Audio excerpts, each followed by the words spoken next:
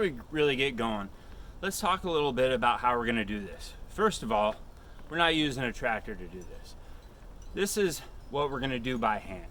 If you had a perfectly flat area to work with, and you had no obstructions, no huge rocks or barbed wire, fence, anything else, pieces of scrap car parts hanging out in the field, I'd say go run through it through your tractor, go run through it with your lawnmower, and but again, that's if the weeds aren't too high. So we're going to talk about the hand way to do it, and so let's get going. Get this off of my back here.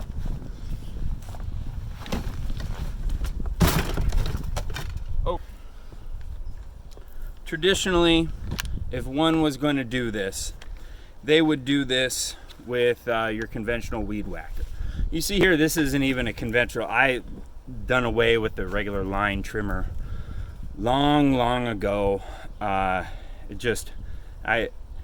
got sick of them. They'll all function correctly for a period of time, but after a while they won't function correctly.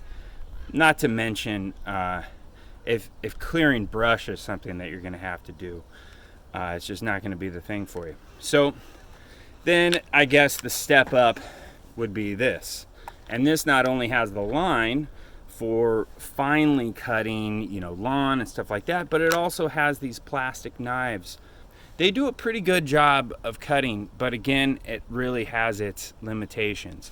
Then you could go up, I guess, from here to which would have a completely different shroud and everything, but which is, an actual brush cutter, which is a metal cutter, and it goes on here the same way that this would, except you have basically a saw blade on the edge of your weed whacker, and although it can work good for some medium-sized brush, it doesn't do very well on the fine stuff. And oh man, it flips up rocks and things at you, and so you really it's not something you want to do with anyone around. It could cause a fire because the metal it's spinning at such a high rate. If it hits a rock or another piece of metal, it's going to cause a spark. If you're clearing dry brush, you can obviously see that might not work out well for you. So this isn't really what I recommend. Okay, so what do I recommend?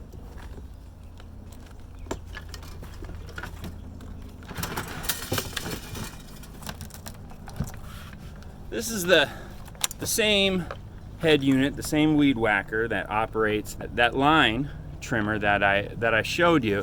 This one is the KM110R, and I like this. It has a good balance of power to weight ratio. You can get some a little bit more powerful. I don't think you need that powerful of a machine to do this particular job. If you feel you do, go ahead and knock yourself out. But if you're going to be holding this thing for hours during the day, you might want to reconsider that. Okay, so let's talk about the business end of this thing. Okay, well, if you look, this is basically a hedge trimmer attachment that goes on the edge of this, and if you notice, it has this articulating angle on here, so you could kind of change the angle depending upon what you work in. I typically use it at about this angle, as you could see, and when I have it down on the ground like this, it's nice and parallel to the ground usually. And if you notice, this is at least 18 inches right here, maybe 24. I should have probably measured it before I started the video, but 18 inches at least, and that is bigger than any of the radiuses that any of those line trimmers can effectively cut. And it cuts as good up here as it does down here, and if it can fit in here, it will cut it. And if you've ever noticed a line trimmer around a fence or any sort of metal object or anything hard, a rock, it seems to suck up into the rock, suck up into the fence. And so much so to where it's hard to even pull it away from the fence when it happens. When you're working with the hedge trimmer, it kind of almost, it doesn't, if you're doing chain link fence, the chain link fence does not want to go in here. It seems to just kind of bounce off of there. The steel that you're working with on these cutters is a lot typically harder than other steel that you're going to run into. Yes, you do not want to dig this thing into the ground or hit stuff with it, but I've been using it for about 10 years now, and have not sharpened the blades one time, although I probably should have.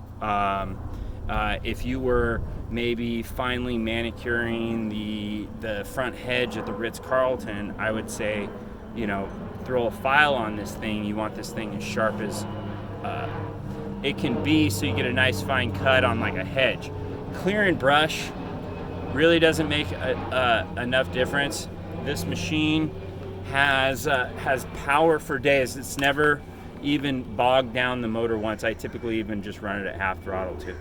So I wanted to show you just how a weed whacker equipped with a hedge trimmer on the end of it will tackle high brush and weeds, kind of such as the ones that I have behind me right now. So let's get this started, and we'll go ahead and try it out.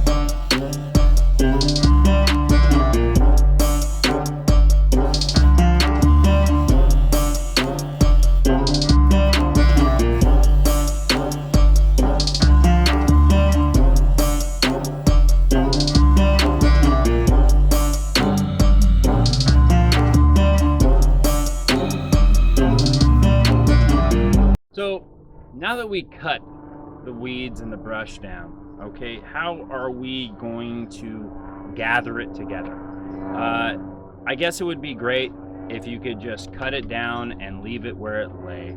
But it looks a little messy, and I guess in some places that's fine to do that. But when you're doing it for the purposes of fire prevention, you're trying to reduce the amount of fuel that's on the ground. And I suppose if you were going to get a big rain, and you're going to get a big rain real soon, you could cut it down at the ground and just let it stay there on the ground. The rain would kind of bed it down a little bit and start to decompose it, and it probably wouldn't possibly dry out that much.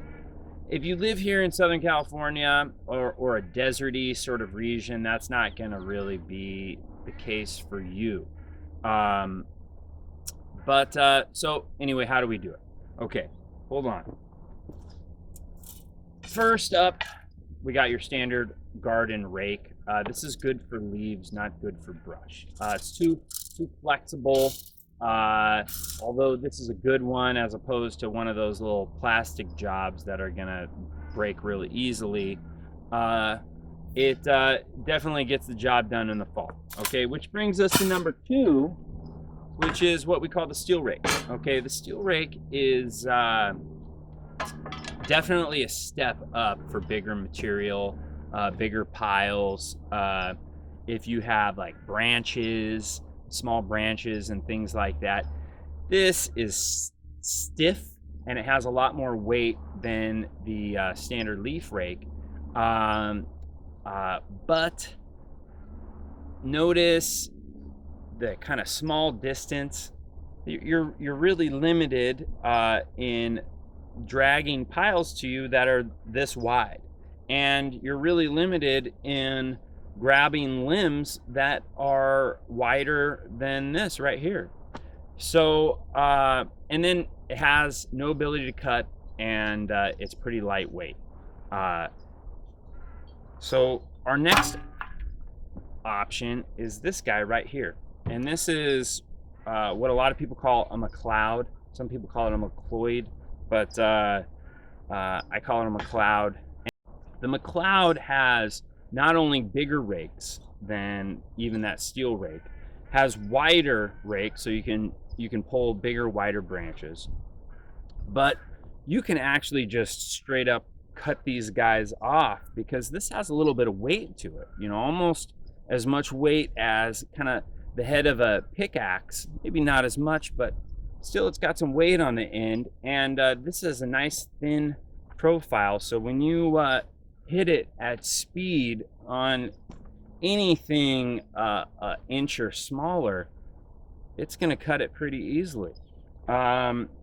So this is what I like to use. Oh, the other great thing too, if you're putting things in cans or you're even building trail, the third thing that this can do is it's a great tamp, and it will push down on the tops of trash cans and allow you to fit 2-3 times as much in a trash can than you normally would.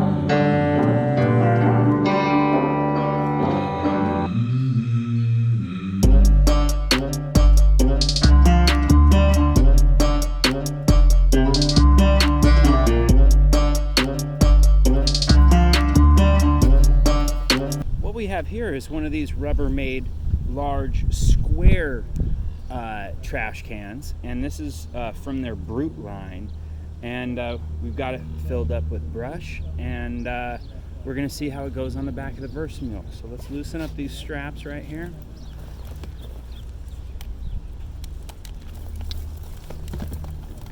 Slide her on up like that.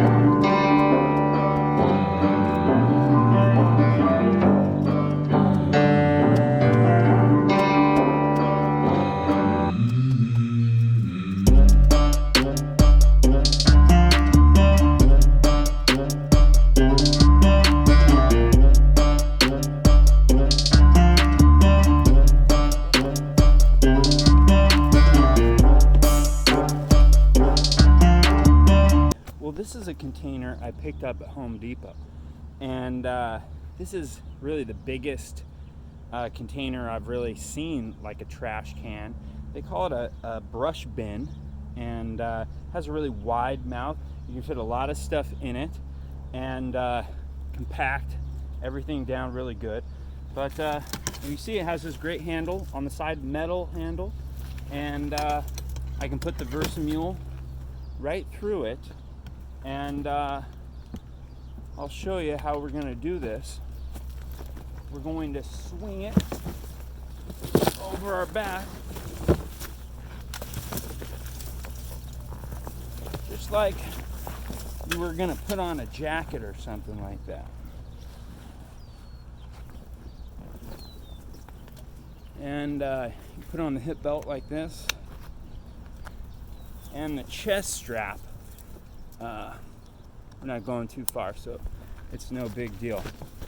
So let me come down here and get the old selfie stick and this guy. But you see, not too bad. I'm hauling around probably 70 pounds worth of stuff on my back right now. And it's more of a difficulty navigating this selfie stick than it is the Versamule. But you can kind of see it right there. And you see us walking, up this steep trail right here. I don't know if you can see the angle, but you wouldn't be doing this with a wheelbarrow or a dolly. So if you have to hump stuff, like we used to say in the Army, you might want to pick yourself up one of these Versamules. Think of versamule.com. All right.